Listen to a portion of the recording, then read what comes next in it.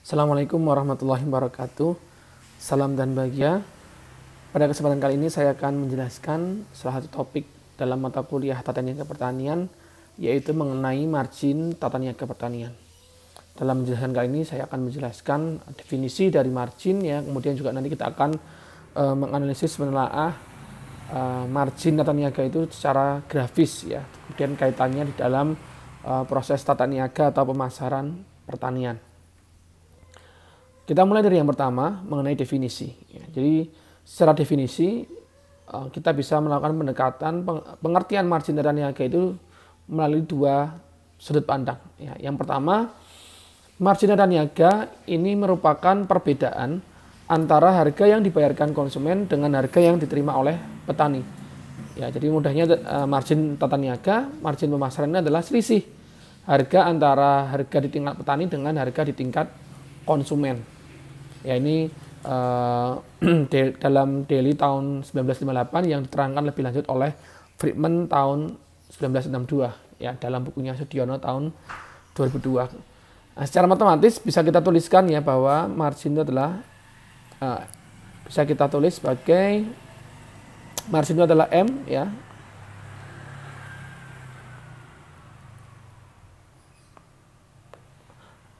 kita tuliskan simbolnya margin itu adalah M, sama dengan PR min PF. M itu adalah simbol dari margin, kemudian menghitungnya adalah PR min PF. PR itu adalah price of retail, harga di tingkat retail atau konsumen, dikurangi dengan PF, price of farmer, atau harga di tingkat petani atau produsen. Jadi margin ini adalah selisih antara harga di tingkat konsumen dengan harga di tingkat petani. Nah, kemudian margin juga bisa didefinisikan sebagai biaya dari jasa-jasa pemasaran atau tata niaga yang dibutuhkan sebagai akibat permintaan dan penawaran dari jasa-jasa tata niaga. Jadi menurut Wade and Trelogan tahun 51 dalam bukunya Sudiono juga tahun 2002 dijelaskan bahwa margin ini adalah biaya dari jasa-jasa pemasaran maupun tata niaga yang dibutuhkan sebagai akibat permintaan dan penawaran dari jasa-jasa tata niaga. Jadi Wade dan Trelogan di sini mendefinisikan margin itu menghitungnya sebagai biaya dari berbagai jenis kegiatan akibat adanya kegiatan pemasaran atau tata niaga. Nanti kita akan lihat apa saja yang komponen yang termasuk di dalam margin menurut pengertian yang ini. Jadi komponen margin atau keuntungan dari margin pemasaran ini terdiri dari dua hal. Jadi yang pertama, komponen margin pemasaran adalah biaya yang diperlukan lembaga-lembaga tata niaga untuk melakukan fungsi-fungsi tata niaga yang disebut biaya tata niaga atau biaya fungsional atau functional cost. Jadi komponen yang pertama adalah biaya yang diperlukan lembaga untuk melakukan fungsi tata niaga atau biaya tata niaga atau biaya fungsional. Jadi berbagai macam kegiatan yang memang itu diperlukan lembaga, lembaga pemasaran, lembaga tata niaga untuk melakukan pemasaran. Misalkan adanya pengepakan, sortasi, grading, kemudian juga nanti pengiriman, transport, segala biaya yang dikeluarkan oleh lembaga tata niaga pemasaran di dalam melakukan proses tata niaga atau pemasaran ini yang kita hitung. Kemudian yang kedua adalah keuntungan atau profit lembaga tata niaga. Jadi selain biaya tadi, biaya tata niaga atau biaya fungsional ditambahkan dengan keuntungan profit. Itu adalah margin. Nah, dengan demikian maka nanti kita akan rumuskan secara matematis. Jadi apabila dalam pemasaran suatu produk pertanian terdapat lembaga tata niaga yang melakukan fungsi-fungsi tata niaga, maka secara matematis margin itu dapat ditulis sebagai berikut. Jadi M margin sama dengan sigma M N-1, sigma MG-1, CIJ plus sigma PG. Di mana M ini adalah simbol dari marginal tata niaga, CIJ di sini adalah biaya tata niaga, C-nya cost, CIJ biaya tata niaga untuk melaksanakan fungsi-fungsi tata niaga ke I oleh lembaga tata niaga ke J. Jadi artinya dalam satu pemasaran suatu produk gitu ya, itu kan melewati beberapa lembaga tata niaga. Nah, kita menghitung CIJ biayanya, misalkan biaya pemasaran oleh produsen, kemudian pedagang pengumpul, ya ada mungkin di tingkat pedagang besar, ya itu masing-masing memiliki biaya pemasaran masing-masing ya. Nah, ini adalah CIJ. Jadi ini adalah sigma CIJ di sini berarti ya kumpulan biaya-biaya tata niaga ya, misalkan biaya di tingkat biaya tata niaga atau biaya pemasaran di tingkat pengumpul berapa, nanti ditambahkan lagi dengan pedagang besar, ditambahkan dengan pedagang kecil dan seterusnya. Plus sigma PJ ya. Jadi P-nya di sini adalah P-nya adalah profit ya. Ini adalah keuntungan yang diperoleh lembaga tata niaga ke J ya. Jadi ditambah dengan keuntungan. Ya, jadi di dalam proses tata niaga pemasaran kan pasti selain masing-masing lembaga selain mengeluarkan biaya tata niaga, pasti juga mereka akan mengambil untung profit. Nah, jadi sebenarnya dalam rumus matematika ini kita menghitung seluruh komponen biaya tata niaga ditambah juga dengan seluruh profit yang diambil oleh masing-masing tata niaga. Nah, kemudian ini kita jumlahkan. Inilah yang disebut sebagai margin gitu ya. Nah, nanti kita akan lanjutkan dengan analisis secara grafis ya. Dengan menggunakan definisi pertama, ya yang kita kembali ke definisi yang pertama tadi, yang menyebutkan bahwa margin tata niaga itu merupakan perbedaan antara harga yang dibayarkan konsumen dengan harga yang diterima petani, maka dapat kita analisa sebagai berikut. Bahwa harga yang dibayarkan konsumen itu merupakan harga di tingkat pengecer, ya, yang namanya harga yang dibayar konsumen. Ini kan harga di tingkat pengecer. Yang ini sebenarnya merupakan perpotongan antara kurva permintaan primer atau primary demand curve dengan kurva penawaran turunan atau derived supply curve. Sedangkan harga di tingkat petani merupakan perpotongan antara kurva permintaan turunan atau derived demand curve dengan kurva penawaran primer atau primary supply curve. Nanti saya akan jelaskan di halaman berikutnya apa itu kurva permintaan primer dan turunan. Dan juga nanti ada grafiknya supaya lebih jelas gitu ya. Nah, permintaan suatu produk di tingkat petani itu disebut sebagai permintaan turunan. Kenapa demikian? Karena permintaan ini diturunkan dari permintaan konsumen di tingkat pengecer ya. Jadi yang namanya konsumen kan ada di mereka akan membeli pada lembaga tata niaga yang paling akhir ya, atau di tingkat pengecer gitu ya. Nah, permintaan konsumen inilah yang disebut sebagai permintaan primer ya, yang utama gitu ya. Nah, tapi kan permintaan di tingkat konsumen ini bisa kita turunkan ke tingkat produsen atau petani. Nah, karena ini diturunkan dari permintaan di tingkat konsumen, maka permintaan di tingkat petani atau produsen itu disebut sebagai permintaan turunan. Ya, karena kan yang namanya proses pemasaran kan itu melalui beberapa lembaga, misalkan dari petani ya, kemudian ke pengumpul ya, kemudian pedagang besar ya, kemudian pedagang kecil, pedagang besar ke pedagang kecil, misalkan langsung ke konsumen ya. Nah, konsumen ini sebagai tujuan akhir dari pemasaran ya. Maka karena itu permintaan di tingkat konsumen ya ini disebut sebagai permintaan utama, primer gitu ya. Nah, permintaan ini kan otomatis akan berpengaruh terhadap lembaga-lembaga sebelumnya atau ujungnya sampai ke tingkat produsen atau petani. Nah, permintaan di tingkat petani, produsen ini merupakan turunan tadi ya dari permintaan di tingkat konsumen. Sehingga dikatakan bahwa permintaan ini disebut sebagai permintaan turunan karena memang diturunkan dari permintaan konsumen. Contoh ini sebagai contoh ada pabrik minyak kelapa, yang dimaksud permintaan primer ini adalah semua permintaan minyak kelapa oleh seluruh konsumen ya. Jadi untuk komoditas minyak kelapa yang dikatakan sebagai permintaan primer itu adalah seluruh permintaan minyak kelapa oleh seluruh konsumen yang ada. Sedangkan permintaan turunan dalam kasus ini adalah permintaan kelapa oleh pabrik minyak. Ya, karena pabrik minyak sebagai produsen, ya maka permintaan di tingkat pabrik minyak ini adalah dikatakan sebagai permintaan turunan. Nah, Kramer dan Jensen tahun 1979 secara sederhana menghubungkan antara kurva permintaan primer dan kurva turunan sebagai berikut. Ya, kita akan lihat. Nah, ini adalah kurva, ada kurva permintaan primer dan ada kurva permintaan turunan, ya. Oke, jadi ini adalah kurva yang menggambarkan kurva permintaan primer dan kurva turunan, ya. Jadi di bagian atas ini adalah kurva permintaan primer, ya. Kemudian yang di bawah ini adalah kurva permintaan turunan, ya.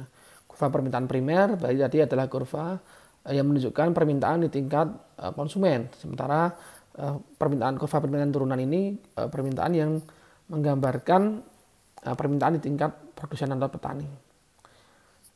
Nah, kita lihat di sini ya, karena namanya hukum permintaan, ya dia bentuk grafiknya, kurvanya seperti ini ya, turun dari kiri atas ke kanan bawah.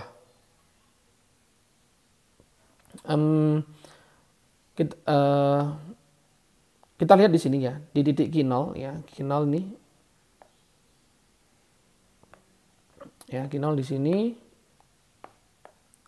ya, ya pada jumlah barang sebanyak Q0 ya, maka harga di tingkat pengecer itu adalah sebesar PR ya ini harga di tingkat pengecer atau retail.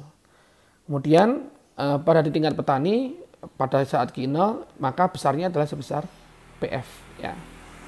Maka pada saat kondisi Q0 ini ya, permintaan sebesar Q0 ini, maka marginnya adalah ini ya, selisih antara PR min PF ya. Tadi kan sudah saya jelaskan bahwa yang namanya margin M itu adalah PR min PF ya, selisih harga antara harga di tingkat retail konsumen dengan harga di tingkat petani atau produsen ya. Maka pada permintaan sebesar Q0 pada saat barang Q0 ya, maka harga di tingkat konsumen adalah PR, di tingkat produsen petani adalah PF. Marginnya adalah M0 itu.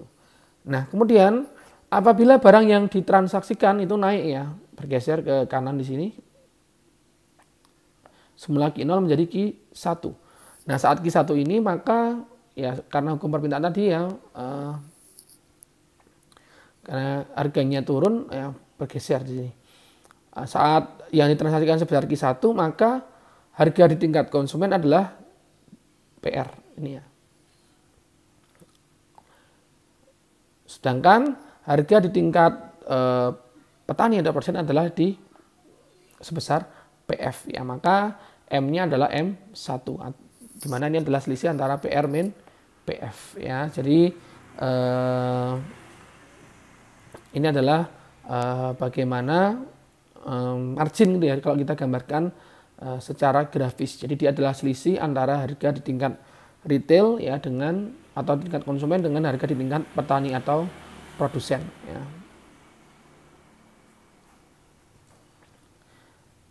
Oke, kemudian kita akan jelaskan. Nah, dalam prakteknya, ya dalam realita ada 3 hubungan antara besar margin pemasaran dengan jumlah barang yang diminta. Jadi ada 3 kemungkinan yang terjadi ya di dalam hubungan antara besarnya margin pemasaran dengan jumlah barang yang diminta. Ya, jadi yang pertama itu adalah apabila jumlah barang yang diminta bertambah dan diikuti dengan margin pemasaran juga yang bertambah. Ini artinya adalah M1 ya, margin setelah berubah itu lebih besar daripada M0 atau margin awal itu ya. Ini disebut sebagai margin pemasaran yang bertambah.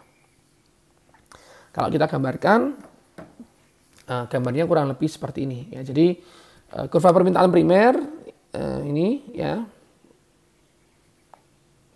Kemudian yang bawah ini adalah kurva permintaan turunan.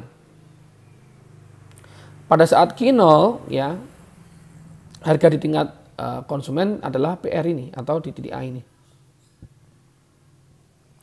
Di tingkat petani produsen adalah sebesar PF atau di titik B ini ya. Sehingga selisihnya ini, selisih A dengan B ini disebut sebagai M0 ya, margin awal gitu ya. Nah, dengan jumlahnya makin besarnya barang yang ditransaksikan, terjadi perubahan di sini ya. Nah, tetapi di sini ini adalah kondisi yang pertama tadi adalah ketika jumlah barang yang diminta bertambah diikuti dengan margin pemasaran yang bertambah. Kenapa bisa demikian? Bisa dilihat di sini saat Q1 ya, harga di tingkat konsumen adalah PR aksen. Harga di tingkat petani adalah PF aksen atau di sini D ya. Ini ya. Maka M1 adalah PR min PF atau C min D gini ya.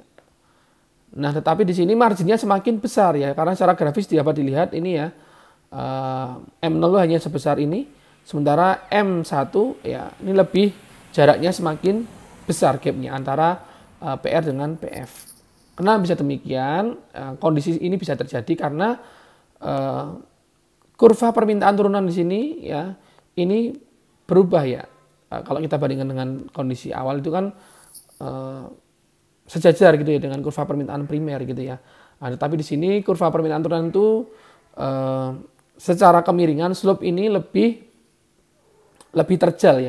Ini slope-nya dibandingkan dengan yang primer, kurva permintaan primer dibandingkan dengan turunan, kemiringannya slope-nya lebih besar yang kurva permintaan turunan.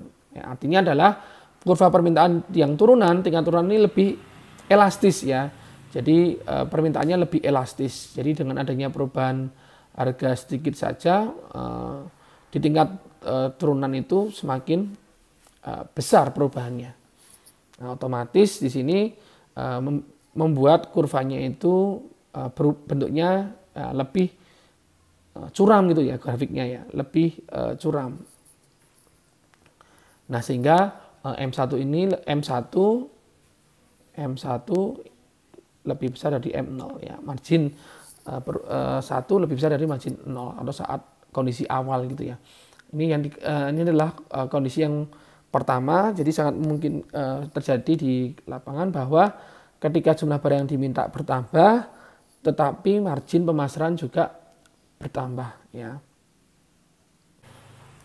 Jadi bisa kita lihat bahwa kurva permintaan turunan di sini adalah lebih elastis ya dibandingkan dengan kurva permintaan primer karena bentuknya yang lebih curam kurvanya ini. Ini artinya adalah perubahan permintaan barangnya itu lebih besar dibandingkan dengan perubahan harganya. Jadi kalau kita lihat memang kalau yang di M0 ini kan PR di sini ya, PR aksen sebesar ini. Ini adalah gapnya sebesar ini. Kemudian untuk PF-nya di sini PF aksen adalah sebesar ini. Jadi ini selisihnya perubahannya itu lebih besar ya. Ini lebih elastis sehingga perubahannya lebih besar. Ya, jadi bisa dikatakan bahwa harga di tingkat produsen petani di sini ini perubahannya lebih signifikan gitu ya. Sehingga M1 itu lebih besar dibandingkan dengan M0 ya.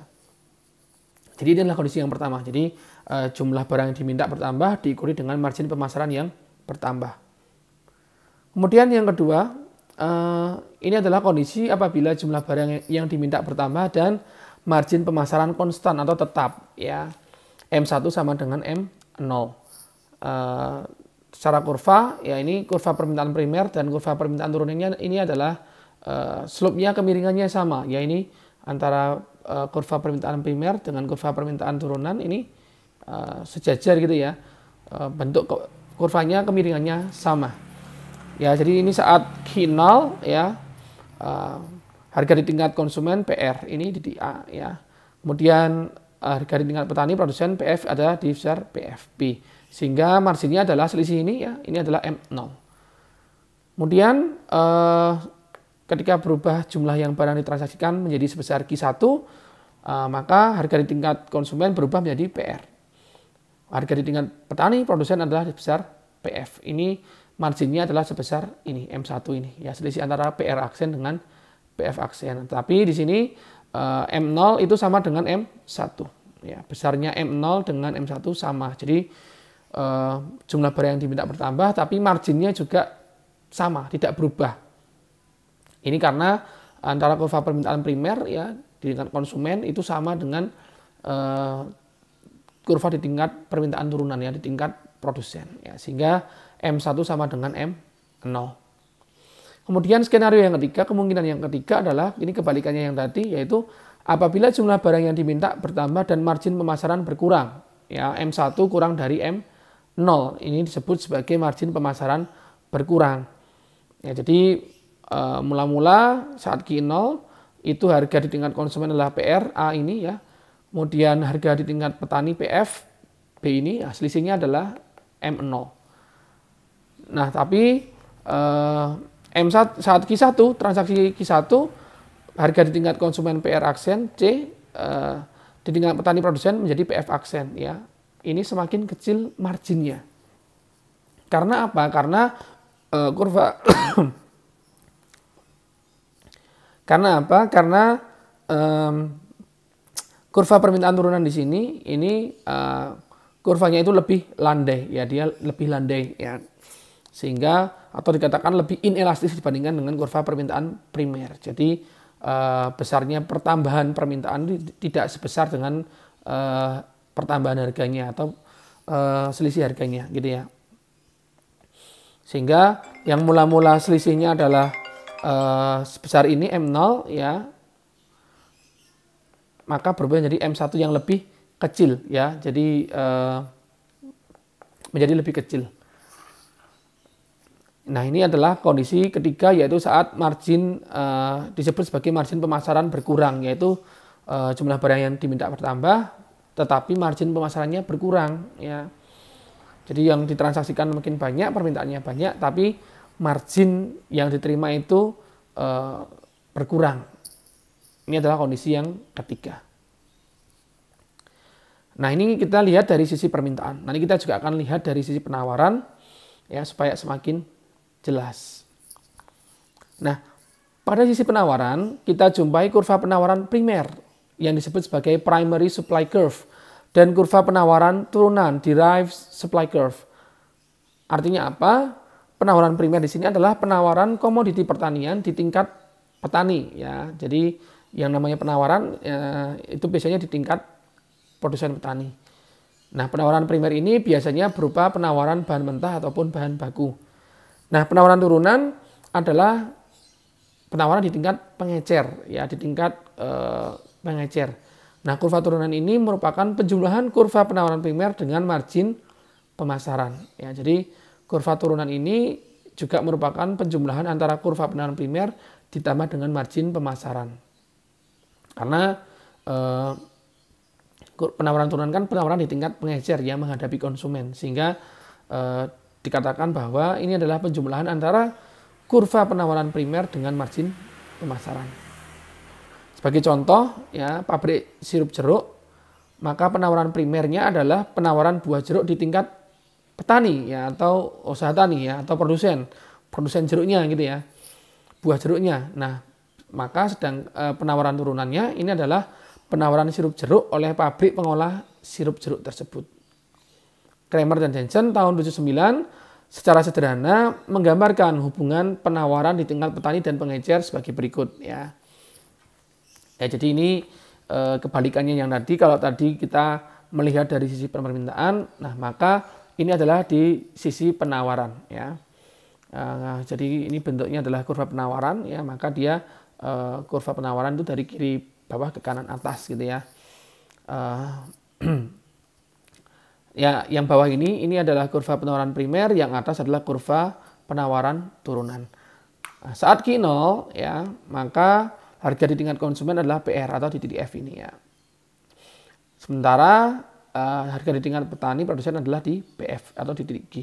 Maka marginnya adalah M0, selisih ini ya, M0. Nah, kemudian saat barang yang ditransaksikan adalah sebesar Q1 ya. Nah, maka harga di tingkat retail ya akan sebesar ini ya, yaitu di titik H. Kemudian harga di tingkat petani yang ditawarkan itu ya adalah di tingkat PF aksen atau di titik I. Maka marginnya adalah di ini atau di sebesar M1. Nah, jadi ini kebalikan dari yang tadi. Kalau tadi kita melihat dari sisi permintaan, maka ini dari sisi penawaran. Ya, jadi ini sama tadi penjelasannya. Nah, maka ini nanti juga analoginya sama dengan yang permintaan. Ya, jadi kalau seperti hal yang permintaan, maka pada kondisi penawaran itu juga nanti ada 3 hubungan. Ya. Yang pertama, jika jumlah barang yang ditawarkan bertambah, diikuti dengan margin pemasaran yang bertambah. M1 lebih besar daripada M0. Itu disebut sebagai margin pemasaran bertambah ya dari sisi penawaran. Yang kedua, apabila jumlah barang yang ditawarkan bertambah dan margin pemasarannya konstan. M1 sama dengan M0. Ini disebut dengan hubungan margin pemasaran konstan. Dan yang ketiga adalah apabila jumlah barang yang ditawarkan bertambah dan margin pemasarannya berkurang. M1 kurang dari M0. Ini disebut sebagai hubungan margin pemasaran berkurang. Ya, jadi nanti analoginya sama dengan yang permintaan. Nah, kemudian kita akan sandingkan ya antara kurva permintaan dengan kurva penawaran. Pada analisis permasaran, komoditi pertanian dipertimbangkan pada sisi penawaran dan permintaan secara simultan ya. Sehingga akan terbentuk harga di tingkat pengecer dan harga di tingkat produsen. Jadi kan harga yang terbentuk di pasar kan memang titik temu antara permintaan dan penawaran. Nah, tadi kan kita sudah melihat ya margin dari sisi permintaan dan penawaran. Nah, dengan demikian margin pemasaran itu dapat disusun oleh kurva penawaran dan permintaan sebagai berikut ya. Jadi gambar ini. Ya, jadi yang namanya harga itu kan terjadi saat titik potong antara permintaan dan penawaran ya. Yang ini adalah kurva penawaran turunan. Ini akan berpotongan dengan kurva permintaan primer. Kemudian kurva permintaan turunan akan berpotongan dengan kurva penawaran primer. Kurva penawaran turunan berpotongan dengan kurva permintaan primer ini di titik A. Ya, mereka akan berpotongan di titik A dan ini membentuk harga di tingkat konsumen PR ya. Karena di tingkat konsumen maka kan yang dihadapi adalah kurva permintaan primer. Ya, permintaan primer itu kan permintaan yang dihadapi langsung oleh konsumen. Sementara dari sisi penawaran ini adalah turunan, ya turunan yang penawaran turunan dari harga yang ditawarkan oleh produsen sehingga di sini. Nah maka ini akan terbentuk harga di tingkat konsumen PR. Nah sementara itu titik B ini adalah titik potong antara kurva penawaran primer dengan kurva permintaan turunan. Ini akan membentuk yang namanya harga di tingkat petani. Ya karena harga di tingkat petani ini kan permintaannya adalah permintaan turunan dari konsumen. Sementara penawarannya adalah penawaran yang primer. Nah ini ketemu titik PF. Sehingga selisih antara A dan B ini, ya, antara PR min PF ini yang disebut sebagai margin. Ya, kita simbolkan sebagai M. Ya. Jadi kalau kita gabungkan kurva permintaan dan penawaran baik primer dan turunan tadi, nah maka dapat digambarkan seperti gambar berikut ini. Ya, jadi kurva penawaran turunan berpotongan dengan kurva permintaan primer, ya membentuk harga PR, harga di tingkat konsumen atau retail. Sementara itu kebalikannya kurva permintaan turunan berpotongan dengan kurva penawaran primer membentuk harga di tingkat petani atau produsen, ya PF. Nah, selisih antara A dan B atau PR min PF tadi inilah yang disebut sebagai margin. Nah, di sini juga perlu diperhatikan bahwa penentuan margin pemasaran cara ini harus dipenuhi asumsi bahwa jumlah produk yang ditransaksikan di tingkat petani itu sama dengan jumlah yang ditransaksikan di tingkat pengecer yaitu sebesar Q bintang ya. Ini asumsinya sama. Jadi barang yang ditransaksikan di tingkat petani maupun pengecer besarnya sama yaitu sebesar Q bintang. Kemudian ada margin tadi kan selisih antara PR min PF. Nah, ada istilah yang disebut sebagai nilai margin pemasaran. Nah, nilai margin pemasaran ini adalah nilai yang dinikmati oleh lembaga-lembaga pemasaran yang terlibat dalam pemasaran komoditi pertanian ini merupakan hasil kali antara perbedaan harga tingkat pengecer dengan harga tingkat petani dengan jumlah barang yang ditransaksikan. Jadi nilai margin pemasaran itu berapa marginnya dikalikan dengan jumlah barangnya, dikalikan dengan Q-nya. Inilah yang disebut sebagai nilai margin pemasaran atau VM, ya, value of margin, ya. Nah, secara matematis ya bisa ditulis demikian ya, VM ini adalah PR min PF, itu kan margin tadi ya, dikali Q, atau VM sama dengan M dikali dengan Q. M adalah margin, di mana margin adalah PR min PF, dikali dengan Q bintang tadi dalam gambar ya. PR harga di tingkat pengecer, PF harga di tingkat petani, dan Q bintang tadi adalah jumlah barang yang ditransaksikan. Ya, nilai margin pemasaran ini itu sama luasnya dengan segi 4 PR, PF, BA. Ya.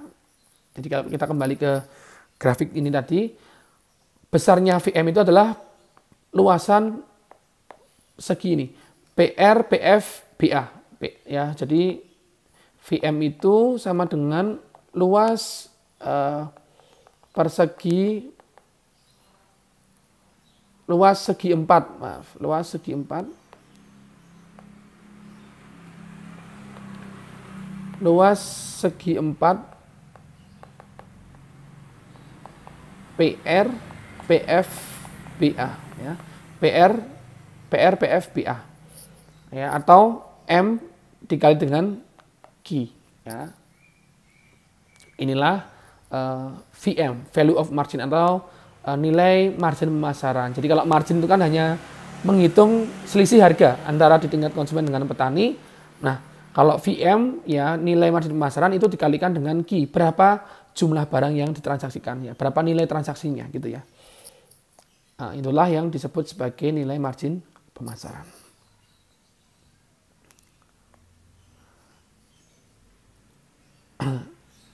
Itu adalah tadi analisis margin pemasaran ya, secara matematis maupun secara grafis. Nah, kemudian kita akan melihat itu tadi kan di awal tadi sudah saya jelaskan bahwa yang namanya margin bisa kita lihat dari dua sisi sudut pandang. Yang pertama tadi berdasarkan pengertian bahwa margin itu adalah selisih harga di tingkat konsumen dengan petani. Sementara kalau yang kedua, margin ditinjau dari pengertiannya bahwa margin itu adalah biaya dari jasa-jasa pemasaran ya, atau biaya fungsional tadi. Nah, maka ini analisisnya akan berbeda. Nah, jasa-jasa pemasaran dalam hal ini sering dikaitkan dengan penambahan utility dari guna bentuk ya, form utility, kemudian guna tempat, place utility, dan guna waktu atau time utility, serta guna pemilikan, possession utility. Guna bentuk misalkan ya komoditas pertanian kita ubah bentuknya ya supaya dapat meningkatkan nilainya. Ya misalkan singkong diubah menjadi tiwul gaplek yang lebih bernilai, atau menjadi tepung mokaf ya. Itu mengubah guna bentuk yang semula menjadi masih mentah diolah menjadi bentuk lain. Atau guna tempat ya, yang semula itu mungkin di suatu daerah terlalu melimpah gitu ya. Misalkan di daerah Gunung Kidul tadi kan singkong ya banyak ya. Nah, kalau dipindahkan ke tempat lain, misalkan ke kotanya, ke kota Jogja, ini akan memiliki nilai guna tempat ya, guna waktu ya. Misalkan saat sekarang itu belum butuh, tapi kalau disimpan dengan diolah tadi bisa meningkatkan nilai waktu. Di waktu yang lain akan bisa berlebih bermanfaat, berguna. Serta guna pemilikan ya. Jadi kalau dari petani itu belum tentu itu berguna, bermanfaat, tapi ketika berpindah kepemilikan ke konsumen, nah ini meningkatkan guna pemilikan. Nah, pada umumnya produk yang berbeda akan memiliki margin pemasaran yang berbeda. Ya, seperti penjelasan di materi saya yang lalu bahwa yang namanya margin pemasaran masing-masing komoditas akan berbeda. Hal ini disebabkan bahwa tiap produk ini memerlukan jasa-jasa pemasaran yang berbeda. Ya, pemasaran antara beras dengan singkong dengan buah-buahan pasti beda karena kan perlakuannya berbeda-beda. Oh ya. Dan biayanya juga berbeda-beda ya. Biaya mungkin packing beras dengan singkong dengan sayuran, transportasinya berbeda. Sehingga marginnya juga akan berbeda. Nah, dalam analisis margin pemasaran ini kita akan menggunakan konsep statis komparatif. Waite dan Treloggen tahun 51 secara grafis menganalisis margin pemasaran sebagai berikut ya. Nah, pada keadaan mula-mula penawaran dan permintaan jasa-jasa pemasaran mengikuti kurva S1 dan D. S1 dan D. Ya, S1 yang ini kanan ini dengan D. Pada keadaan ini margin pemasaran adalah sebesar M1. Nah, apabila harga input jasa-jasa pemasaran naik, maka kurva penawaran mengikuti kurva S2. Ya, penawarannya berubah. Karena mungkin ya harga input jasa pemasaran misalkan biaya transportasi atau mungkin biaya packing naik gitu ya. Maka kurva penawarannya akan bergeser ya dari S1 ke S2 ya. Dan margin pemasarannya juga pasti akan berbeda ya karena biayanya naik ya. Biaya pemasarannya naik ya. Maka marginnya akan berubah menjadi M2. Nah, berdasarkan grafik di atas maka dapat disimpulkan bahwa kurva penawaran jasa-jasa penawaran elastis sempurna, maka pergeseran kurva permintaan jasa-jasa pemasaran tidak berpengaruh terhadap margin pemasaran. Nah, dalam analisis pemasaran pertanian, konsep margin pemasaran yang ditinjau dari biaya pemasaran ini jarang digunakan ya. Maka dalam analisis pemasaran pertanian, konsep margin pemasaran yang sering digunakan adalah dengan konsep yang awal tadi yang menggunakan konsep bahwa margin itu adalah selisih antara harga di tingkat konsumen dengan harga di tingkat petani. Ya, jadi inilah tadi ya penjelasan margin pemasaran ya dari segi definisi, kemudian secara analisis grafis maupun matematis itulah adalah seperti apa yang telah saya sampaikan tadi ya. Demikian penjelasan dari saya. Terima kasih atas perhatiannya. Apabila yang belum jelas silakan nanti komentar ya. Wassalamualaikum warahmatullahi wabarakatuh. Salam.